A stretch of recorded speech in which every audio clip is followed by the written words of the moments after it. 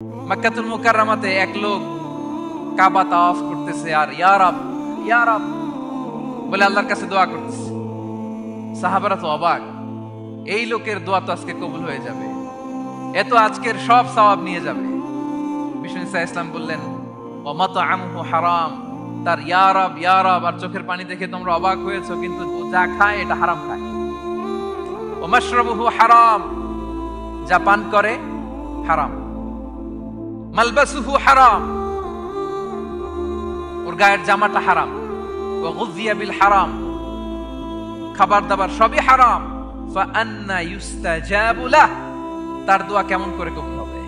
জিহাদের ময়দানে যে সাহাবী সর্বপ্রথম তীর মেরেছেন তার নাম সাআদ ইবনে আবি ওয়াক্কাস রাদিয়াল্লাহু তাআলা। তিনি বিশ্বনবীকে বললেন, ইয়া রাসূলুল্লাহ উদউল্লাহ আইয়াজআলানি মুস্তাজাবাদ দাওয়া, হে নবী আপনি আমার জন্য দোয়া করেন আল্লাহ যেন আমাকে মুস্তাজাবুদ দাওয়া বানায়। মুস্তাজাবুদ দাওয়া মানে এমন ব্যক্তি যে ব্যক্তি দোয়া করতে দেরি কিন্তু সে দোয়া কবুল হতে দেরি হয়।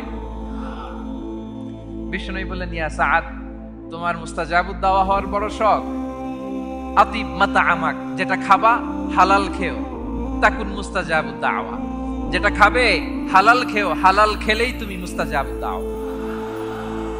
Your food should be halal, your drinks should be halal, your fashion should be halal, your entertainment should be halal, আপনার সব হালাল হইতে হবে।